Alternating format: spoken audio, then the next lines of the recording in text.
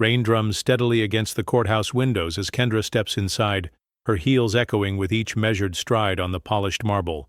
The lobby is cavernous, cold, and immaculate, its floors reflecting the storm outside and the tension that hangs in the air.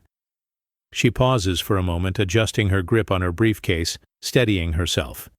The bailiff at the security desk glances up, eyes lingering for a beat before he looks away, as if her presence is an inconvenience. Lawyers gather in small clusters near the elevators, their conversations faltering as she passes. Every eye is measuring, every face a silent question. Does she belong here, or is she just passing through? The defense attorney, Martin DeLuca, leans toward his client, voice pitched just loud enough to carry. Don't worry, she's all talk. His words hang in the air, a challenge wrapped in arrogance. Kendra doesn't flinch. She squares her shoulders, her expression unreadable, and continues forward.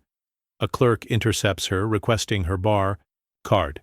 She hands it over without hesitation, her fingers steady, her gaze unwavering. The clerk's hand lingers a moment too long before returning the card, a subtle reminder of the scrutiny she faces, the hoops she must jump through that others never see. Judge Halbrook's voice booms from the open courtroom doors. Court is in session. The sound reverberates through the marble, demanding attention. Kendra walks toward the courtroom, her steps slow and deliberate. The gallery stirs, some faces curious, others indifferent, a few openly dismissive. She feels the weight of every glance, every whispered comment, but lets none of it touch her. Composure. Her badge, hidden beneath her jacket, presses against her side, a quiet promise of the strength she carries, a silent reminder of battles already fought. As she enters, the doors close behind her with a heavy thud. Kendra allows herself the smallest of smiles, a flicker of defiance that passes almost unnoticed. Today, the old order will be tested. The storm outside is nothing compared to what's about to unfold within these walls. Before the story continues, please let us know from where you are watching this video. Write your city or country in the comments below. Don't forget to subscribe and hit like if you believe in stories that challenge injustice. Your engagement gives power to voices that need to be heard. The courtroom settles as Judge Halbrook enters, his black robe trailing behind him. He sits, eyes scanning the room with a practiced detachment. The gavel comes down, sharp and final, slicing through the low hum of conversation. Kendra stands at her table, papers neatly stacked, hands resting calmly on the wood. The judge's gaze lands on her, lingering just long enough to register, then moving on as if she were a minor detail in a much larger painting. Martin DeLuca, the defense attorney, offers a tight smile, lips barely moving. Your Honor, I think we can all agree this is straightforward. He glances at Kendra, a flicker of amusement in his eyes. The judge nods, his agreement almost automatic. Let's not waste the court's time, he says, voice clipped, already dismissing the argument before it's begun. Kendra's jaw sets, but she doesn't respond to the provocation. Instead, she slides a document across the table, her movements precise. The clerk, a young woman with nervous energy, accepts the paper, her hands shaking slightly as she stamps it. The sound echoes, a small rebellion in an otherwise controlled space. Judge Halbrook leans forward, fingers steepled. Ms. Holloway, I trust you'll keep your remarks brief. We have a full docket. His tone is polite, but the message is clear. You're not worth the court's time. The gallery shifts, a few people exchanging glances, sensing the imbalance but saying nothing. Kendra meets the judge's eyes, her expression calm, unyielding. Of course, Your Honor. Her voice is steady, not rising to the bait. The defense attorney smirks, tapping his pen against his notes, certain of the outcome. The judge's gavel rests on the bench, ready to end the discussion before it truly begins. The power dynamic is unmistakable, dismissal wrapped in civility, exclusion hidden behind routine. But beneath the surface, something in the room has shifted, even if no one is willing to name it yet. The gallery sits in rows, faces blurred by distance and indifference. Some lean forward, others scroll through their phones, but most avoid looking at Kendra altogether. A woman in the second row adjusts her scarf, glancing at the clock. A man in a gray suit stares at the ceiling, lips pressed in a thin line. The air is thick with a kind of waiting. No one expecting much, no one willing to intervene.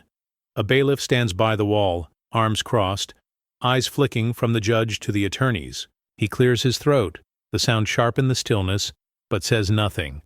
The clerk at the front shuffles papers, her hands moving quickly, as if speed could erase discomfort. A young intern in the back scribbles notes, gaze darting up only when the judge speaks. Martin DeLuca leans back in his chair, confidence radiating from his posture. He doesn't bother to hide his amusement, exchanging a brief, knowing glance with another attorney across the aisle. Kendra feels the weight of their attention, or lack of it, settling on her shoulders. Every gesture, every averted gaze is a reminder of how easy it is to be overlooked. Judge Halbrook consults his notes, barely glancing in Kendra's direction. "Proceed," he says, voice flat. The gallery doesn't stir. No one questions. No one objects. Their silence is not neutrality. It's consent, a barrier stronger than any argument. Kendra's client, Ava, sits quietly at her side, hands clasped tightly in her lap. She whispers, "They never look at us." Kendra nods, her response almost inaudible. "They will." As the proceedings continue, the gallery's collective indifference becomes a character all its own, an unspoken force shaping the outcome before a word has even been said. The room is full, but Kendra stands alone, surrounded by eyes that refuse to see. Kendra stands, her chair sliding back with a soft scrape against the floor. The sound draws a few eyes, but most in the gallery return to their private distractions. She gathers her notes, hands steady, and looks directly at Judge Halbrook. Her voice, when it comes, is even and clear, not loud, but impossible to ignore. "With respect, Your Honor, the law demands we listen." The words are simple, but the room seems to pause. The judge's pen hovers above his notepad, his eyes narrowing for a moment. Martin DeLuca, the defense attorney, shifts in his seat, the easy, confidence draining from his posture. The gallery, sensing the shift, grows still. Kendra continues, her tone unwavering. "This case is not just about legal codes or precedent. It's about fairness. It's about whether every person who comes before this court can expect to be heard regardless of who they are." She glances at Ava, her client, who sits quietly, hope flickering in her eyes. Kendra's hand finds Ava's for a brief squeeze, a silent promise that she will not be brushed aside. Judge Halbrook clears his throat, the sound echoing in the quiet. He leans back, fingers drumming a slow, uncertain rhythm on the bench. "Proceed." "Ms. Holloway," he says, but the authority in his voice is thinner now, the certainty chipped away by Kendra's composure. Kendra lays out her argument, each point methodical, her words chosen with care. To ignore evidence because of who presents it is to fail the very purpose of this court. Justice is not routine. It is a responsibility. The gallery shifts again, a few people leaning forward, others exchanging glances. The bailiff, usually impassive, stands a little straighter, as if recognizing something has changed. Ava's grip tightens, and Kendra nods to her, a small smile of reassurance. The judge's face is unreadable, but his silence is telling. In this moment, Kendra's restraint is her strength, her dignity a quiet rebuke to every dismissal she's faced. The courtroom, for the first time, feels the possibility of change. Kendra gathers her papers, sliding them into a neat stack as the judge glances down, pretending to review his notes. The defense attorney closes his folder with a snap, shooting her a fleeting look of victory. The gallery rustles, a few people shifting in their seats, already assuming the outcome is decided. Ava sits beside Kendra, hands folded tightly in her lap. her eyes searching Kendra's face for reassurance. Judge Halbrook clears his throat, the sound sharp in the quiet. "Ms. Holloway, I believe we've heard enough for today." His voice is smooth, but there's a hint of impatience beneath it. He reaches for his gavel, fingers tightening around the handle. The clerk at his side glances up, uncertainty flickering across her face before she quickly looks away. Kendra doesn't argue. Instead, she closes her folder with deliberate care, her movements unhurried. She looks up, meeting the judge's gaze, directly. For a moment, the room seems to hold its breath. Then she offers a small, measured smile, one that doesn't reach her eyes. It's not defiance, not quite, but it's a warning. A promise that this isn't over. The judge blinks, caught off guard by the quiet confidence in her expression. For a split second, his composure falters. The defense attorney fidgets with his pen, suddenly less certain. The gallery, sensing something unspoken, grows still. Even the bailiff, usually indifferent, watches Kendra with new interest.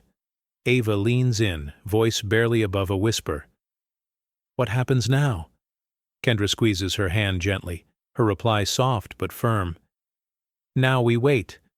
But remember, storms don't always announce themselves." Her words linger, filling the space between them with a sense of anticipation. As the judge raises his gavel, ready to move on, Kendra's smile remains, a silent promise that the real reckoning is yet to come.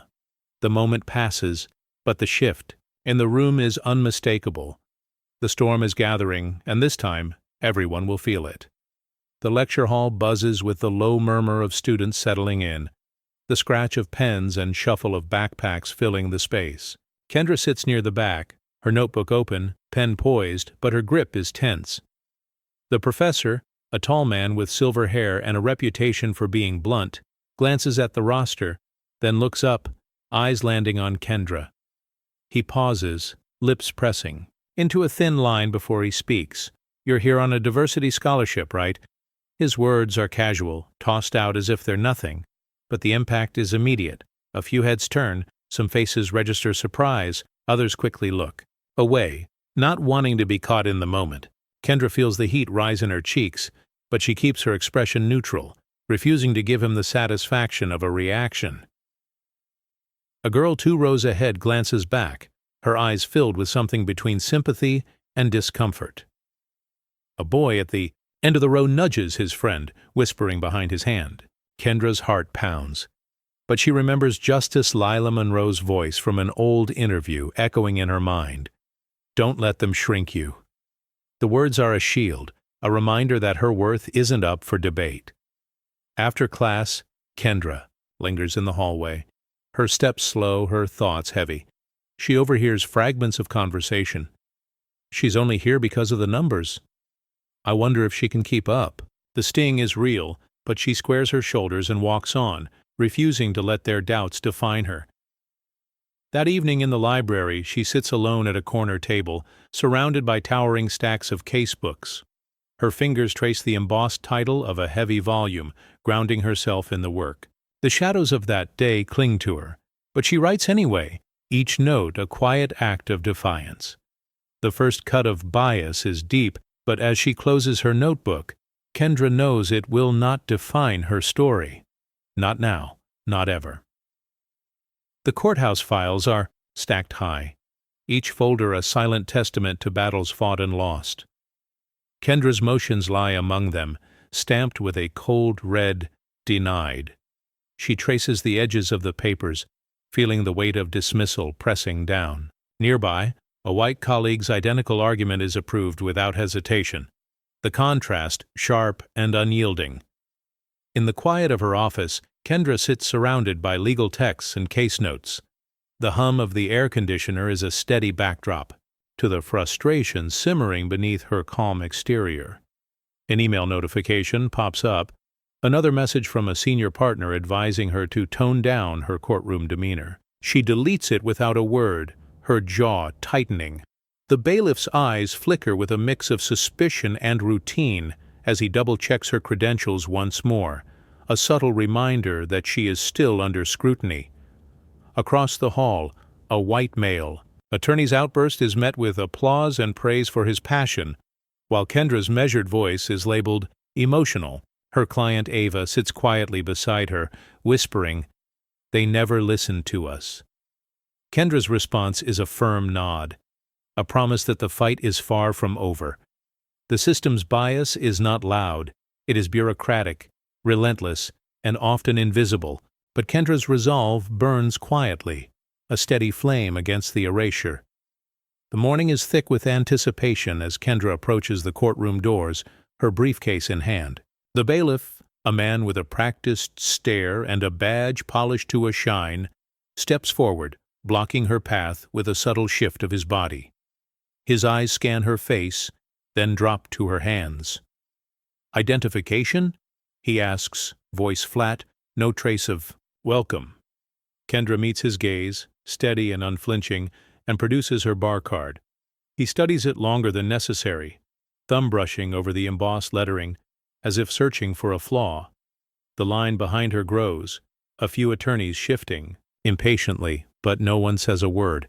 A white attorney just ahead breezes through with a nod, barely slowing. The bailiff doesn't even glance at his ID. Kendra notices, jaw tightening, but she remains silent. The bailiff finally hands her card back, his fingers brushing hers, cold and impersonal. "You're clear," he mutters, stepping aside.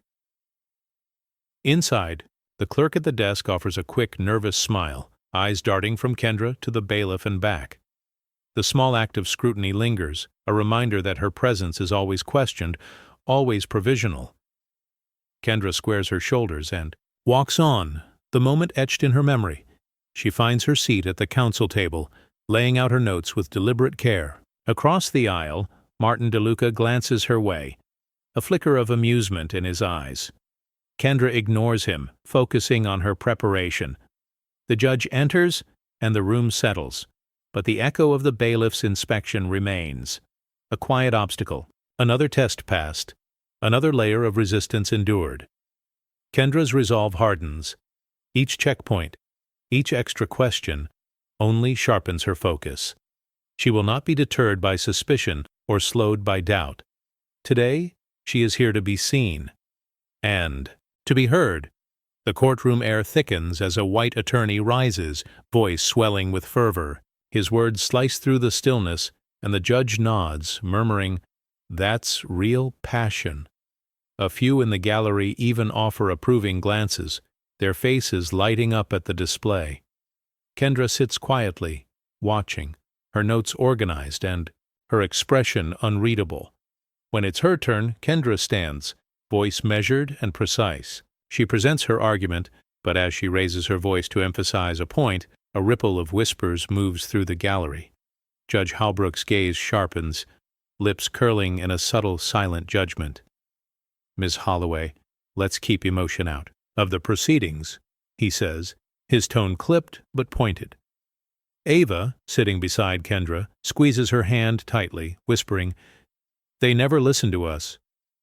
Kendra's eyes harden, her voice steady despite the weight pressing down. "They hear what they want, not what's true," she replies, her words quiet but resolute. Across the aisle, the defense attorney taps his pen, a glint of satisfaction in his eyes.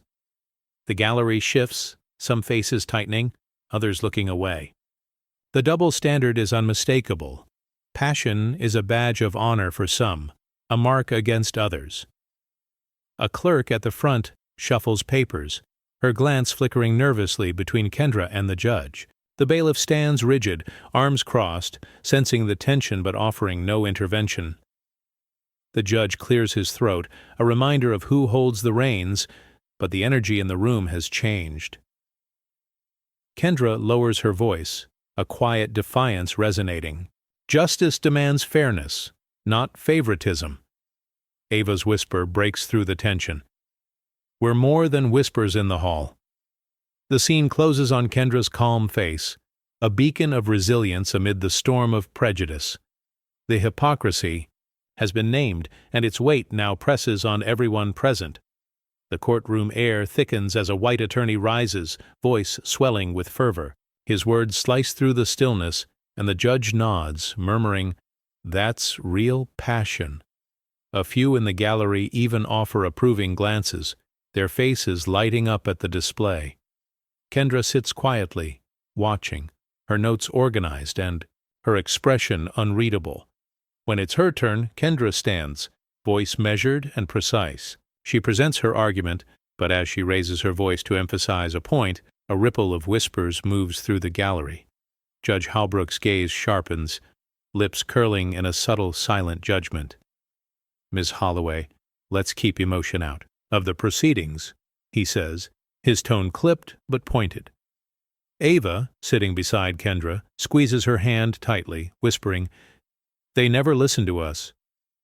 Kendra's eyes harden, her voice steady despite the weight pressing down. "They hear what they want, not what's true," she replies, her words quiet but resolute. Across the aisle, the defense attorney taps his pen, a glint of satisfaction in his eyes. The gallery shifts, some faces tightening, others looking away. The double standard is unmistakable. Passion is a badge of honor for some, a mark against others. A clerk at the front shuffles papers, her glance flickering nervously between Kendra and the judge. The bailiff stands rigid, arms crossed, sensing the tension but offering no intervention. The judge clears his throat, a reminder of who holds the reins, but the energy in the room has changed. Kendra lowers her voice, a quiet defiance resonating. Justice demands fairness, not favoritism. Ava's whisper breaks through the tension. We're more than whispers in the hall. The scene closes on Kendra's calm face, a beacon of resilience amid the storm of prejudice. The hypocrisy has been named, and its weight now presses on everyone present. The law library is hushed, aisles lined with towering shelves in the faint scent of old paper.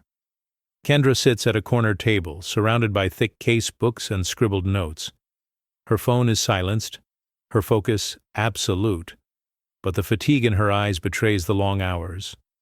She flips a page, pen poised, when a soft rustling breaks her concentration. A folded slip of paper slides across the table. Kendra looks up to see Devin, the young clerk, hovering nearby. He doesn't speak, just nods, a silent gesture of solidarity before disappearing between the stacks. Kendra unfolds the note, reading the message in Devin's careful handwriting. "They're watching. Make them see." She exhales, the words settling deep. The library's quiet amplifies the message, turning it into a challenge. Kendra glances around. A few students glance her way, curiosity flickering before they return to their work. The librarian shelving books nearby offers a small, encouraging smile as if she knows more than she lets on.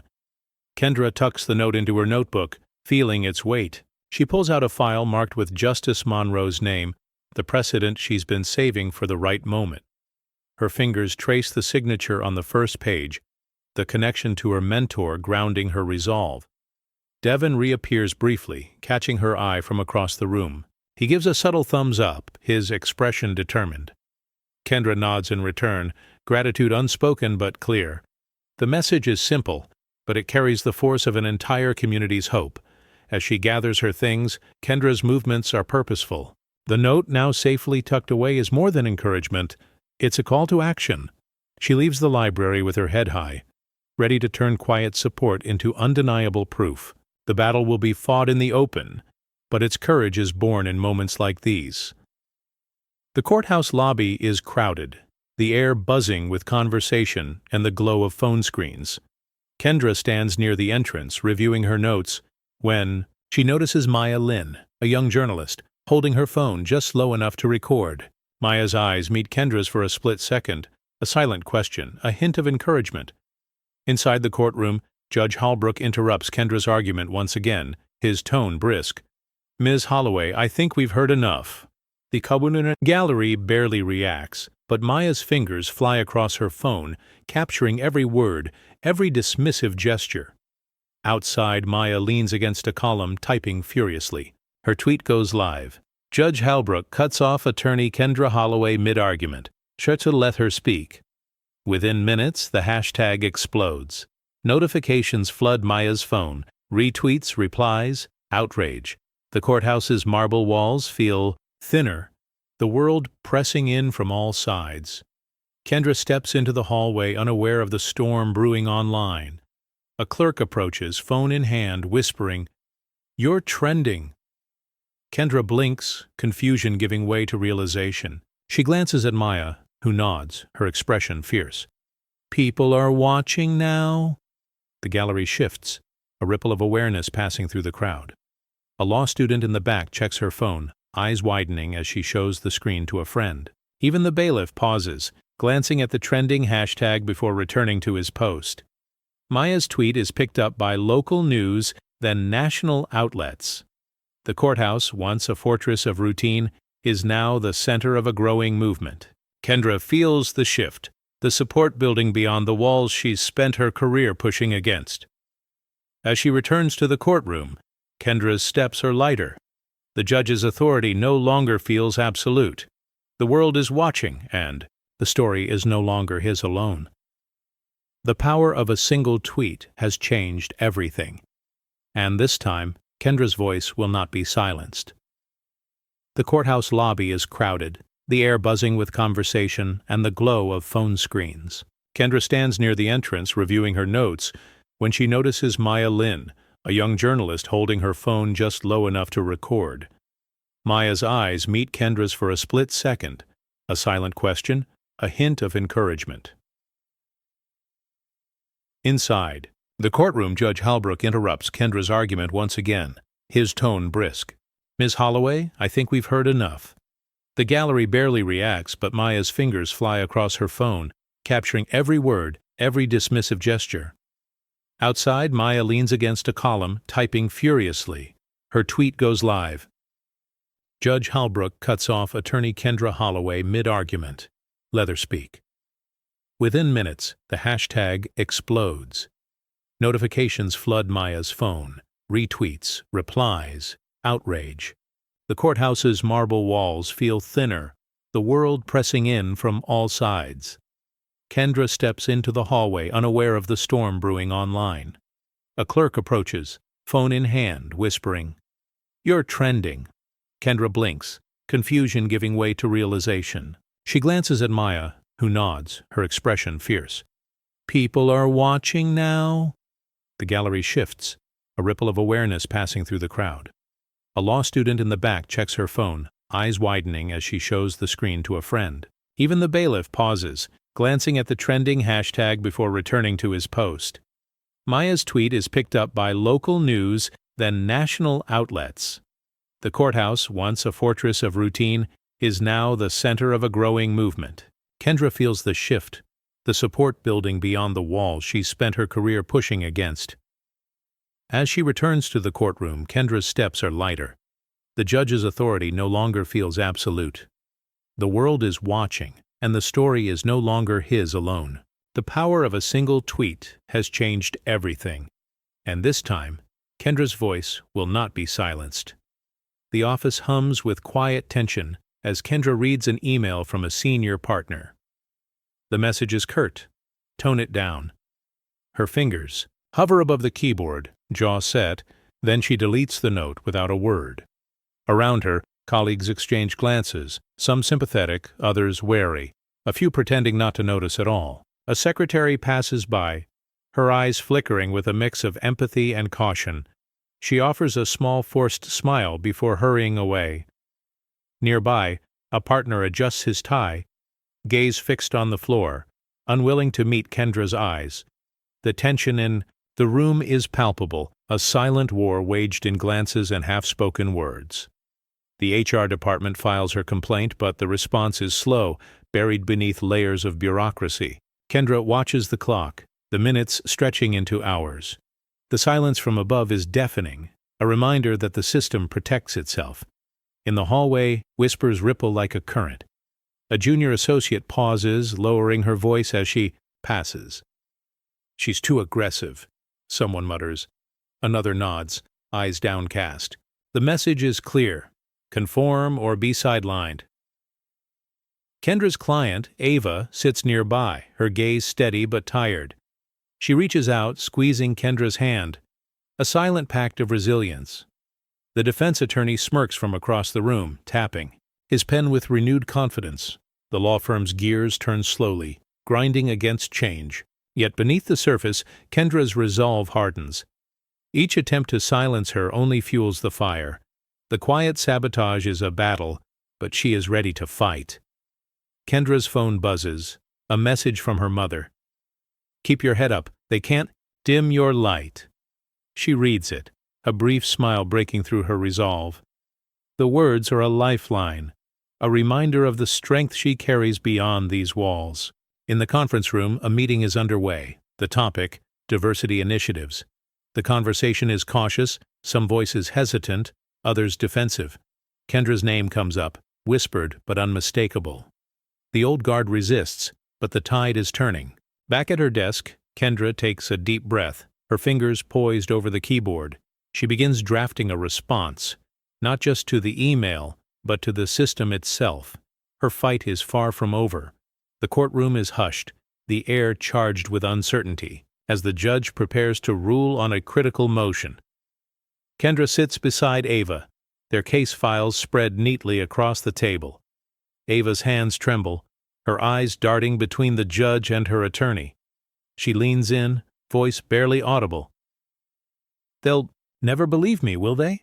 The question lingers, raw and vulnerable. Kendra glances at her, offering a reassuring nod. She reaches out, her hand covering Ava's in a gesture of solidarity. "We're not finished yet," Kendra whispers, her tone steady. Ava's grip tightens, desperation and hope mingling in her touch. Across the aisle, the defense attorney watches, a faint smile flickering as if he already knows the outcome. Judge Halbrook clears his throat, flipping through the documents with deliberate slowness. His brow furrows, lips pressed together as he reads, the room waiting for his decision. The gallery is silent, a few spectators holding their breath. Kendra's pen taps a slow, steady beat on her notepad, a quiet code of defiance.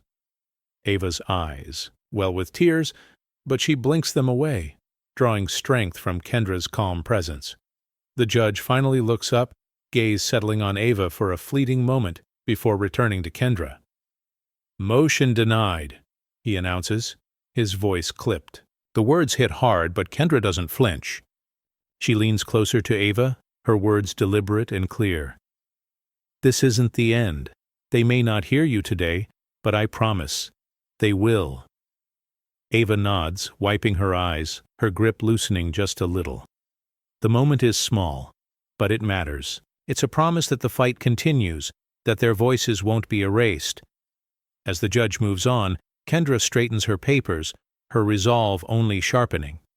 Ava's hand, though trembling, releases with newfound faith.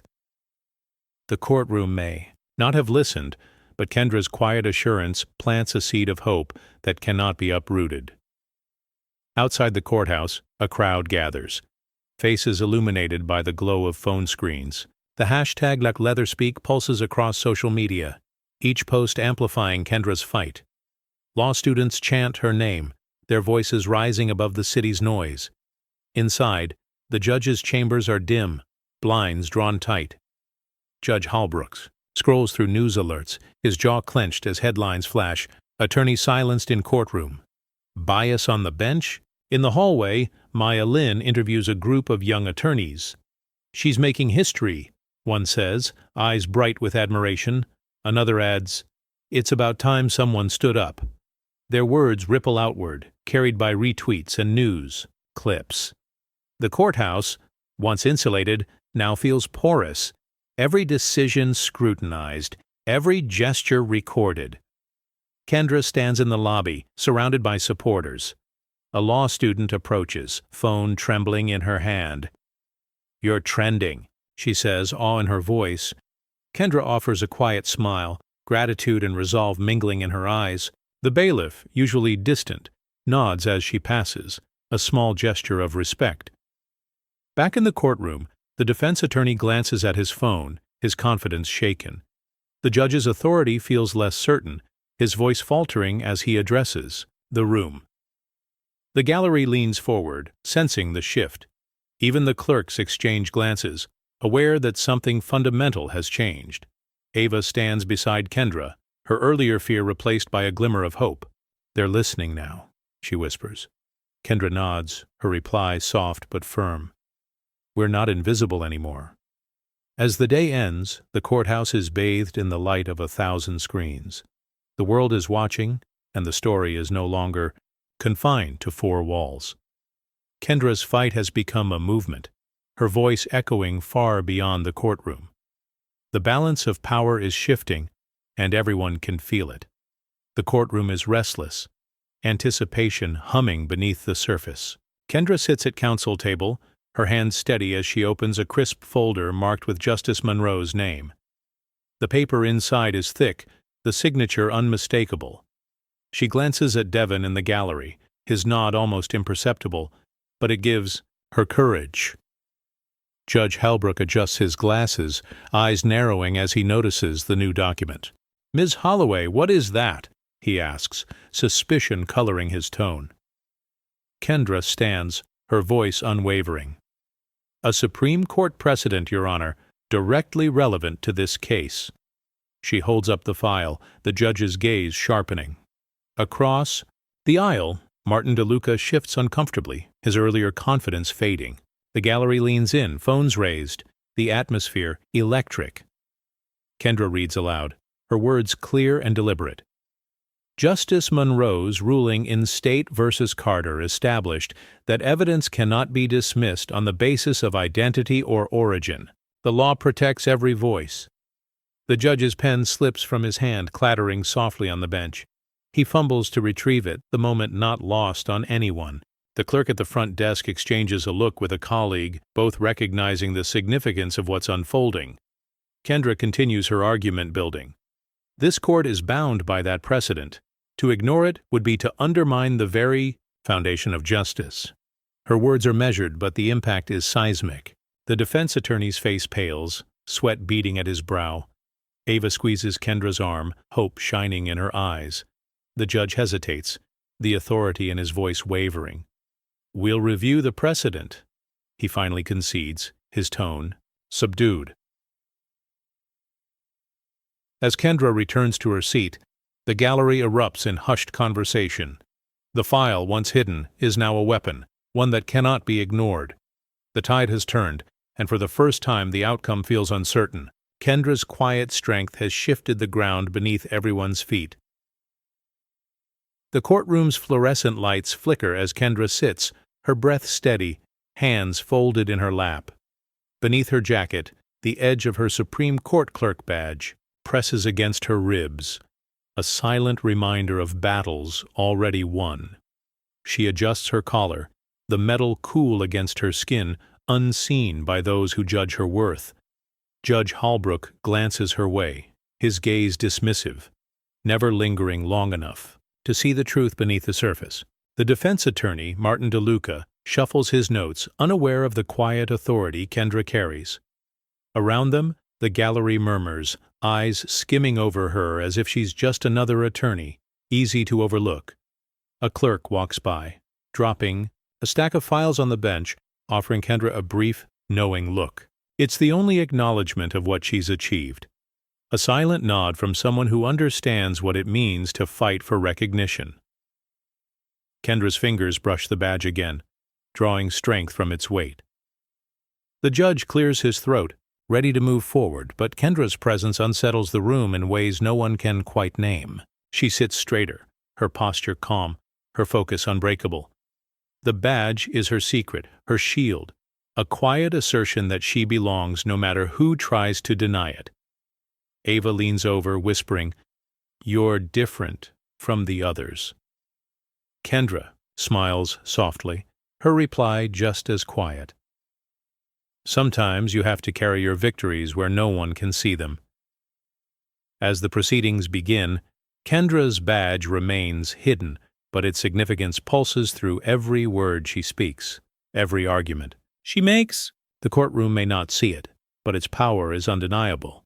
Today, her authority is not granted by the judge or the crowd. It's something she brings with her, forged in places they'll never know. Judge Halbrook sits high above the courtroom, his fingers drumming a restless beat on the bench. The room is tense, every eye on him as he reaches for his water glass. For a moment, his hand hesitates, a faint tremor betraying the calm mask he wears. The glass clinks softly against the pitcher, the sound sharp in the hush. He tries to steady himself, but the tremor lingers. Martin DeLuca notices, his brow furrowing, as he glances at the judge, then quickly looks away. The clerk at the edge of the bench fumbles with a stack of documents, her hands moving faster than usual, anxiety showing in the hurried shuffle of papers. Kendra watches from her seat, her gaze unwavering. She sees the judge's discomfort, the way his authority seems to waver with each unsteady movement. The gallery senses it too, a subtle shift in the air, a collective awareness that something is changing at the front of the room. Halbrook clears his throat, forcing his voice to sound firm. "Let's proceed," he says, but the words lack their usual weight. He takes a sip of water, the glass shaking slightly as he sets it down. The moment is small, but it ripples through the courtroom, exposing a crack in the judge's composure. Ava leans closer to Kendra, her voice low. "He looks nervous." Kendra nods, her response measured. "He should be." The clerk glances at Kendra, a flicker of relief passing over her face, as if grateful someone else has noticed the shift. The defense attorney adjusts his tie, his confidence faltering. The judge's hands, once symbols of control, now betray uncertainty. The power in the room is no longer absolute. It's fragile, slipping with every tremble. As the proceedings continue, the judge's authority feels diminished, his mask slipping further. The courtroom, once ruled by his steady hand, now waits for what comes next, the balance of power quietly, irrevocably altered. The courtroom is packed, every seat taken, the air thick with anticipation. As Kendra prepares to speak, a hush falls over the crowd. The usual rustle of papers and shifting feet fades, replaced by a collective stillness. One by one, people lean forward, their attention drawn to the tension unfolding at the front. A young law student in the back clutches her notebook, knuckles white. An older man in a tweed jacket lowers his glasses, squinting to see better. A woman near the aisle stops scrolling on her phone, her focus shifting entirely to the counsel table. Even the bailiff, usually stoic, stands a little straighter, eyes fixed on the judge and attorneys. Kendra senses the shift, the weight of so many eyes pressing in. She glances at Ava, who nods in silent encouragement. The defense attorney, noticing the change, sits up, his posture stiffening as he realizes the gallery is no longer indifferent. Judge Halbrook clears his throat, but the usual authority in his voice is missing. As Kendra rises, the gallery holds its breath. Phones are raised, screens glowing as people begin to record. The quiet is electric, charged with expectation and the possibility of something historic. The clerk at the front desk pauses in her work, her pen hovering above the paper, gaze locked on Kendra. A ripple of whispers moves through the crowd, soft, urgent, full of questions. Is this the case everyone's talking about? She's the one from that tweet, right? The energy in the room is palpable, a collective realization that they are witnessing a turning point. Kendra stands taller, her voice steady as she begins. The gallery leans in, drawn by the gravity of the moment. The power dynamic has shifted. The people are no longer passive observers. Their attention is a force, amplifying every word, every gesture, every truth revealed. The courtroom is packed, every seat taken, the air thick with anticipation. As Kendra prepares to speak, a hush falls over the crowd. The usual rustle of papers and shifting feet fades, replaced by a collective stillness. One by one, people lean forward, their attention drawn to the tension unfolding at the front. A young law student in the back clutches her notebook, knuckles white. An older man in a tweed jacket lowers his glasses, squinting to see better. A woman near the aisle stops scrolling on her phone, her focus shifting entirely to the counsel table. Even the bailiff, usually stoic, stands a little straighter, eyes fixed on the judge and attorneys.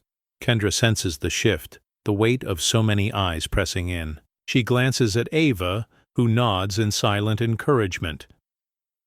The defense attorney, noticing the change, sits up, his posture stiffening as he realizes the gallery is no longer indifferent. Judge Halbrook clears his throat, but the usual authority in his voice is missing. As Kendra rises, the gallery holds its breath. Phones are raised, screens glowing as people begin to record. The quiet is electric, charged with expectation and the possibility of something historic. The clerk at the front desk pauses in her work, her pen hovering above the paper, gaze locked on Kendra. A ripple of whispers moves through the crowd, soft, urgent, full of questions. Is this the case everyone's talking about? She's the one from that tweet, right? The energy in the room is palpable, a collective realization that they are witnessing a turning point. Kendra stands taller, her voice steady as she begins. The gallery leans in, drawn by the gravity of the moment. The power dynamic has shifted. The people are no longer passive observers. Their attention is a force, amplifying every word, every gesture, every truth revealed. Judge Halbrook sits forward, his composure slipping as Kendra's words echo through the courtroom. He blinks, momentarily thrown off balance. "Excuse me?" he says, voice cracking just enough for the gallery to notice. The question isn't about clarity. It's about disbelief, a reflex from someone used to control. Kendra doesn't flinch. She meets his gaze, her expression unwavering. "Justice Monroe's ruling, Your Honor. It's directly applicable." Her tone is respectful but firm, leaving no room for dismissal. The defense attorney shifts in his seat, eyes darting from the judge to Kendra. His earlier smirk is gone, replaced by uncertainty. The clerk at the bench glances up, pen frozen mid-note, waiting to see what happens next. In the gallery, a ripple of murmurs spreads, the crowd sensing the judge's hesitation. Judge Halbrook clears his throat, trying to recover his authority. He straightens the stack of documents before him, but his hands are unsteady. I wasn't aware this precedent was being introduced," he manages, but the words lack conviction. Kendra responds, her voice even. "It's part of the public record. I believe the court will find it compelling." The judge's jaw tightens, but he can't hide the uncertainty in his eyes. Ava glances at Kendra, hope flickering in her face. The bailiff, usually impassive, shifts his weight from foot to foot, picking up on the shift in power. The gallery is silent, every person waiting for the judge's next move. The defense attorney clears his throat, attempting to regain his composure. "Your Honor, if I may—" But the judge holds up a hand, silencing him. The authority in the room has shifted, and everyone feels it. Kendra stands tall, the moment hers. The judge's stumble is more than a pause. It's the first crack in the wall that's always kept her out. Kendra doesn't hesitate. She holds the document steady, her voice clear. "Your Honor, I clerked for Justice Monroe during the term this precedent was written." The words land with force, every syllable deliberate. The judge's eyes widen, his jaw tightening as the realization settles in. For the first time, he's forced to see her not as an outsider, but as an authority. The defense attorney's pen stops mid-scribble. He glances at Kendra, then at the judge, his confidence draining away. In the gallery, a wave of whispers rolls through the rows. Surprise, admiration, a few stunned faces. The clerk at the front desk sits up straighter, her respect for Kendra suddenly visible. Judge Halbrook's fingers curl around the edge of the bench. "You clerked for the Supreme Court?" His voice is softer now, the edge of command replaced by uncertainty. Kendra nods, her gaze unwavering. "Yes, Your Honor. I was present for the arguments and the drafting of this opinion. I'm intimately familiar with its intent." Ava's hand finds Kendra's, squeezing tight. The bailiff, usually detached, offers a brief nod. an acknowledgement of the shift in the room. The judge looks down, shuffling his papers, searching for a foothold. The defense attorney tries to recover, but his voice falters. "Well, that doesn't—" He stops, realizing the futility. The gallery leans in, waiting for the judge's response. Kendra stands tall, her authority undeniable. The badge beneath her jacket suddenly feels heavier, its significance no longer hidden. The judge's power, once absolute, now wavers in the face of her credentials. For a moment, the courtroom is silent, the weight of Kendra's revelation settling over everyone. The balance has shifted. She is no longer just another attorney. She is the expert, the insider, the voice impossible to dismiss. Judge Holbrook's hand hovers over the gavel, fingers twitching as if unsure whether to bring it down or let it rest. The courtroom is silent, every eye fixed on him. His authority, once unquestioned, now feels fragile, exposed by Kendra's credentials and calm assertion. He tries to steady himself, but the gavel slips, clattering against the wood. The sound is sharp, unexpected. The clerk looks up, startled, her pen pausing mid-sentence. The defense attorney shifts in his seat, his face paling as he realizes the judge's composure is faltering. Kendra remains still, her gaze unwavering. She doesn't flinch at the noise.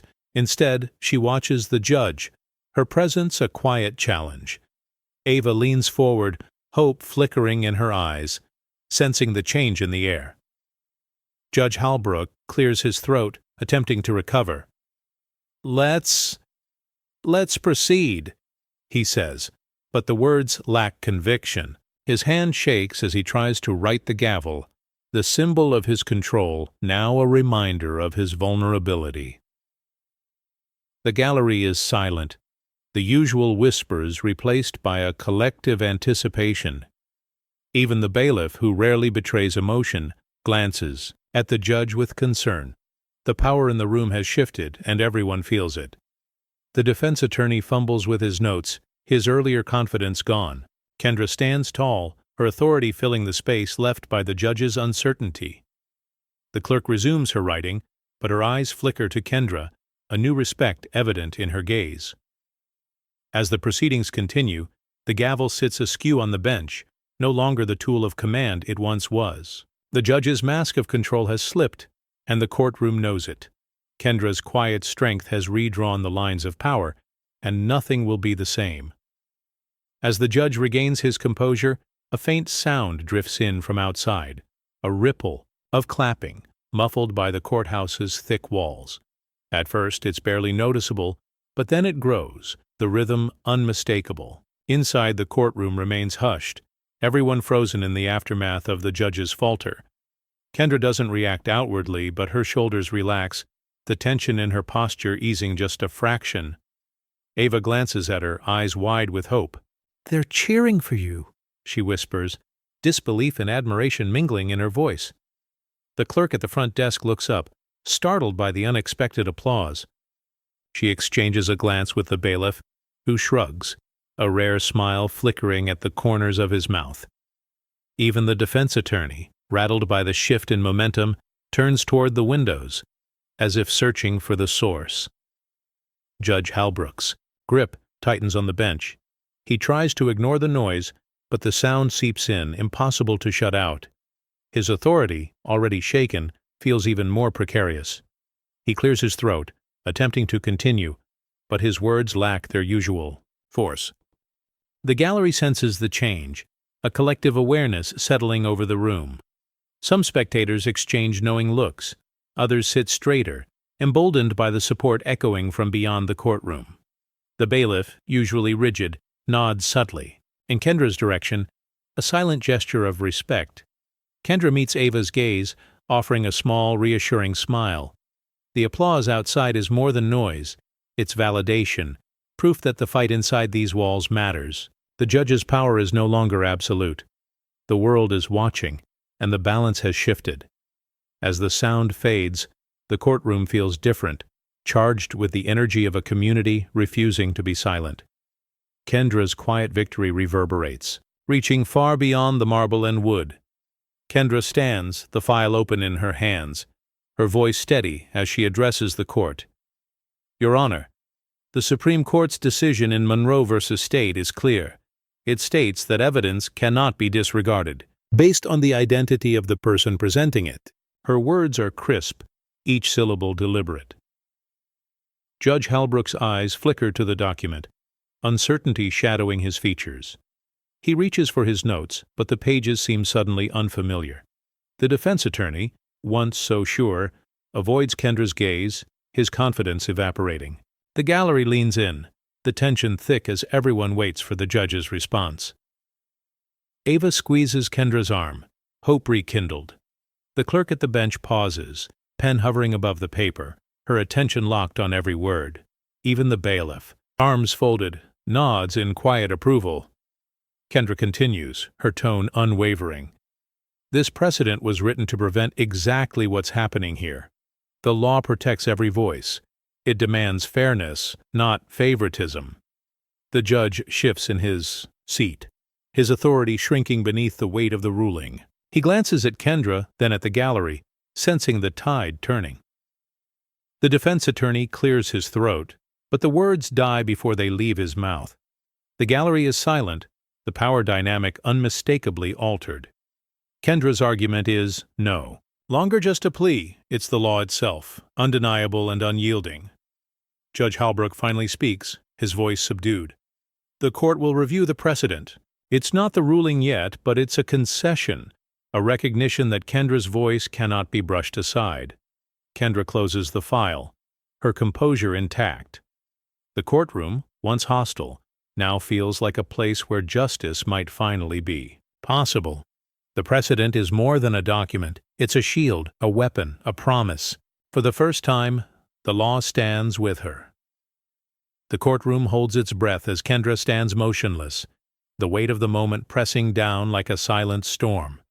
The judge's voice, once commanding, now sounds hollow, his gavel resting forgotten on the bench. Around them, the air feels thinner, lighter, as if the walls themselves are shifting. Every person in the room senses the change. No one dares to speak, not even the defense attorney who sits rigid, uncertainty etched across his face. Kendra's eyes scan the room, calm and steady. She doesn't need to raise her voice. Her presence speaks volumes. The gallery leans in, sensing the quiet power in her stillness. Ava watches, hope blooming in her gaze, the fight far from over. The clerk at the front desk resumes her work, pen gliding across the page with newfound purpose, as if the act itself is a small part of something larger. Outside, the rain has stopped. The courthouse steps glisten under the clearing sky, a subtle promise of change. Inside, the judge sits back, the mask of control slipping away. His hands tremble slightly, the authority he once wielded now fragile and uncertain. The bailiff, who has watched countless hearings, now regards Kendra with a new respect, recognizing the shift in the room's energy. The defense attorney shifts uncomfortably, his earlier confidence replaced by doubt. The gallery is silent, yet the tension is electric, charged with the possibility that something fundamental has altered. Kendra's quiet defiance has become a storm in stillness, a force that cannot be ignored. The courtroom, once a fortress of dismissal, now feels the stirrings of justice. The balance of power has shifted, not with noise or fury, but with the steady strength of dignity. The scene closes on Kendra's composed face, the faintest hint of a smile touching her lips. The storm was never in the sky. It was in her resolve, unyielding and unbroken. Judge Halbrook sits in his dimly lit chambers, the glow of his computer screen casting long shadows across the stacks of legal briefs and framed certificates. He scrolls through headline after headline, each one echoing the same message. Attorney Holloway forces reckoning in court. Judge's authority challenged by Supreme Court precedent. Let her speak goes viral. His jaw clenches, fingers tightening around the mouse as he reads the commentary, some critical, others mocking, none indifferent. The hallway outside is alive with footsteps and muffled conversation, but inside, the judge is isolated, the walls closing in. Colleagues pass his door, some pausing just long enough to see if he'll look up. He doesn't. Their footsteps quicken as they move on, unwilling to meet his eyes. The silence is heavy, broken only by the occasional ping of a new notification. Another article, another tweet, another reminder that his authority is no longer unquestioned. He glances at the framed photograph of his first day on the bench. The pride he once felt now feels distant, replaced by a gnawing sense of vulnerability. He rubs his temples, recalling the moment Kendra stood her ground, her calm dismantling his control without a single raised voice. The memory stings, sharper than any criticism. A junior clerk enters with a stack of files, her greeting polite, but brisk. She sets the papers down and leaves quickly, her eyes never meeting his. The judge watches her go, realizing how the room feels colder, the respect he once commanded slipping away. He leans back, the headlines still glowing on the screen. For the first time, he wonders if the system he upheld so rigidly was ever truly just. The world outside moves forward, but Judge Halbrook remains alone, left to reckon with the legacy of his choices and the quiet storm that changed everything. Sunlight streams through the tall windows of Justice Monroe's office, painting golden, rectangles across shelves lined with legal times. Kendra enters quietly, a handwritten note clutched in her hand. She pauses by the desk, taking in the familiar scent of old paper and polished wood, the room a sanctuary of wisdom and memory. She places the note gently on the desk, her fingers lingering for a moment. The words inside are simple. "Thank you for believing in me when others would not. Your guidance made all the difference." Kendra's voice is barely above a whisper as she adds, "I hope I made you proud."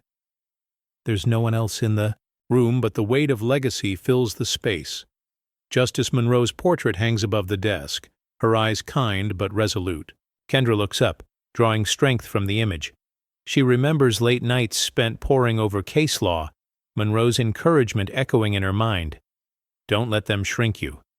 That advice had been a lifeline, a shield against the doubts and dismissals that shadowed her journey. A junior clerk enters, pausing in the doorway. She sees Kendra, offers a respectful nod, and quietly withdraws, sensing the importance of the moment. Kendra smiles, grateful for the silent acknowledgement. She takes a deep breath, letting gratitude and resolve settle in her chest. The office is quiet, but Kendra feels the presence of her mentor, an invisible hand guiding her forward. She straightens, smoothing her jacket, and turns to leave, her footsteps soft on the carpet. As she closes the door behind her, Kendra carries the wisdom of Justice Monroe with her. The note remains on the desk, a testament to the power of belief and the bonds that shape a legacy. In honoring her mentor, Kendra honors every woman who dared to open doors for others. The conference room is filled with uneasy energy as the partners gather, sunlight glinting off polished wood and glass. Kendra sits at one end of the long table, her presence quiet but undeniable. The managing partner clears his throat, glancing at a stack of memos marked Diversity and Inclusion. Around the table, some faces are hopeful, others tense, a few openly skeptical. He begins, "We can't ignore what's happened. The world is watching." His words hang in the air, met with a mix of nods and furrowed brows. Another partner, younger and more earnest, adds, "It's time for real change. Scholarships, mentorships, anti-bias training. Not just words, but action." A senior associate shifts in her seat, arms folded, her expression guarded but thoughtful. Kendra listens, her hands folded in her lap, watching the room reckon with its past. The HR director, voice steady, outlines new policies. Transparent hiring, regular reviews, accountability for all. A junior attorney, inspired by Kendra's example, chimes in, "People need to see that anyone can rise here. That's what matters now." The room grows quiet, the weight of responsibility settling over everyone. A secretary enters, distributing printed copies of the new initiatives. She offers Kendra a brief, encouraging smile, a small gesture, but meaningful. The old guard resists, some muttering about tradition and merit, but the tide is turning. The managing partner concludes, "We're not perfect, but we're changing. Let's be the firm that leads, not follows." Kendra meets his gaze, offering a nod of cautious approval. The meeting ends, chairs scraping back as people file out, some deep in thought, others quietly hopeful. The promise of change lingers, fragile but real. As Kendra leaves the room, she feels the shift, not just in policy, but in possibility. The firm is awakening, and she helped light the spark. Devin stands by his desk, a letter in hand, heart pounding with disbelief and pride. The office buzzes with the usual morning energy, but for him, everything feels different. He reads the words again, "Congratulations on your promotion," and lets out a shaky breath. For a moment, he just lets it sink in. A colleague stops by, offering a genuine smile. "You earned it, Devin. We all saw what you did." Devin nods, gratitude shining in his eyes. Down the hall, another junior attorney claps him on the back. "About time they recognized you. The support is real, a stark contrast to the quiet doubts he's carried for so long." He glances at the firm's newsletter on his screen, Kendra's name in bold, her victory still the talk of the office. Devin remembers slipping her that crucials file, the risk he took, and the hope it sparked. He feels the ripple of that courage now, spreading outward, changing more than just his own fate. The managing partner passes by, pausing to shake Devin's hand. "We need more leaders like you," he says, voice sincere. Devin smiles, humbled and determined. The secretary at the front desk catches his eye, giving a subtle thumbs up, her approval quiet but unmistakable. As Devin settles into his new office, he pins a note to his corkboard. "Make them see." The message, once a private mantra, now feels like a promise to everyone watching. He thinks of Kendra, of the risks taken and the doors opened. The office hums with possibility, whispers of change drifting from desk to desk. Devin's promotion is more than a personal win. It's a sign that courage can shift the system, that one act can inspire many. He sits taller, ready to lead, knowing that his journey is part of something bigger. The courtroom doors swing open, releasing a wave of tired lawyers and anxious clients into the hallway's fluorescent glow. Kendra steps out, case file in hand, her face composed but her eyes searching. Ava waits nearby, wringing her hands, hope and fear locked in her expression. When their eyes meet, Ava rushes forward, her composure breaking. "Kendra!" Her voice cracks with relief. She throws her arms around Kendra, holding tight. For a moment, the world narrows to just the two of them. No judge, no defense, no crowd. Ava's tears soak into Kendra's shoulder, her gratitude wordless but overwhelming. "You did it," Ava whispers, voice trembling. "You made them listen." Kendra hugs her back, her own eyes shining. "We did it together. Your courage mattered." Around them people pause, some offering small smiles, others glancing away, unwilling to intrude on the moment. A junior clerk passes by, slowing to watch. She tucks a stray braid behind her ear, her expression softening. Down the hall, a seasoned attorney nods in respect, acknowledging the victory with a silent tip of his head. Even the bailiff, usually brisk, lingers for a second, his posture less rigid. Ava pulls back, wiping her eyes. "I almost gave up, but you never did." Kendra squeezes her hand, voice gentle. "That's what justice looks like, holding on, even when it's hard." The words hang in the air, resonant and true. The hallway, once just a place to pass through, now feels sacred. A space where justice is not just argued but felt. Ava's embrace is more than gratitude. It's a release, a celebration, a promise that their voices will not be erased. As they part, Kendra straightens her jacket, a quiet pride in her step. The fight isn't over, but in this moment, justice is real, alive in the bond between client and advocate. Judge Halbrook steps out of the courthouse, briefcase in hand. his usual confident stride replaced by a slower, more measured pace. The chatter of lawyers and clerks fills the air, but as he walks, conversations hush and heads turn away.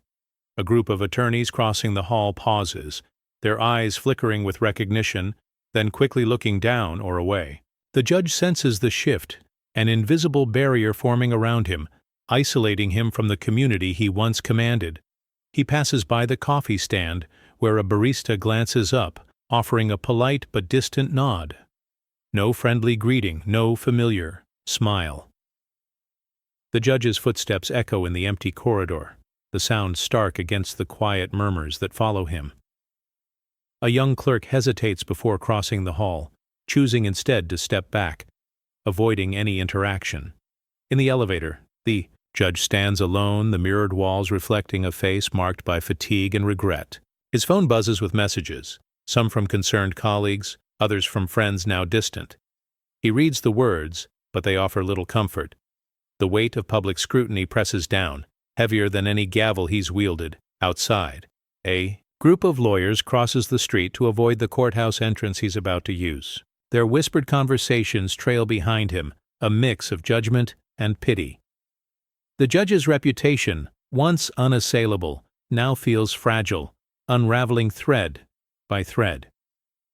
He pauses at the steps, looking back at the building that shaped his career. The marble facade seems colder, less welcoming. The power he held is slipping away, replaced by a quiet reckoning. The judge inhales deeply, the air thick with change. As he ascends the stairs, his silhouette framed against the courthouse doors, the isolation is complete. The legacy he leaves is no longer one of respect, but a cautionary tale, a reminder that authority without justice is a house built on sand. Night settles over the city, windows glowing gold against the darkness.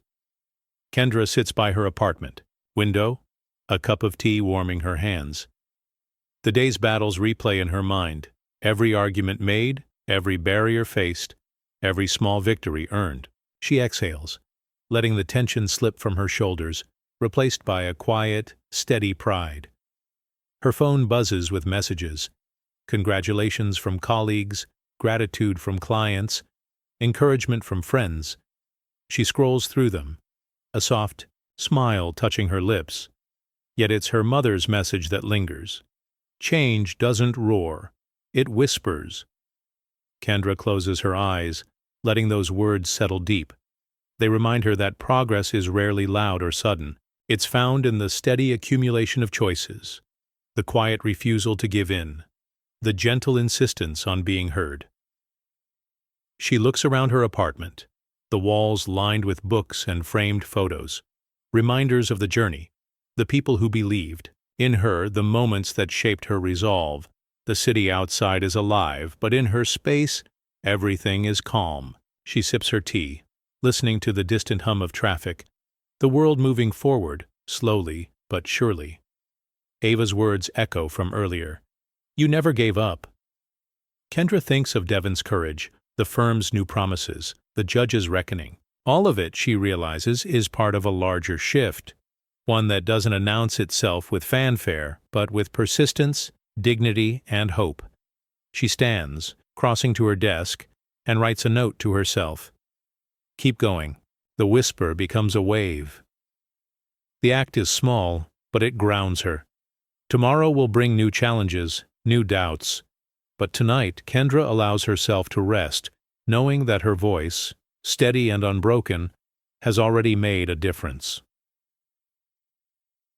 Morning. Sunlight pours through the courthouse's tall windows, casting a golden glow across the lobby's marble floor. Kendra steps inside, her heels clicking softly. But today she isn't alone. A group of young law students enters behind her, their voices hushed with anticipation. They pause, eyes drawn upward to a new portrait on the wall.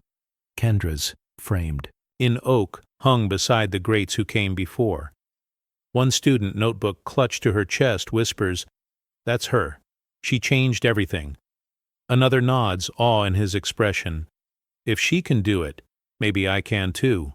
Their words ripple through the group, a quiet current of hope and ambition.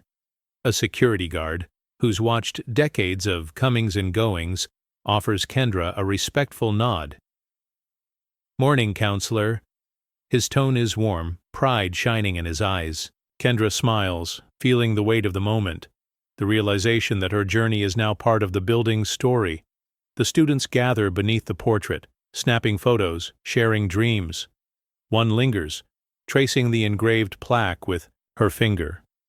"She made space for us," she murmurs, voice thick with emotion.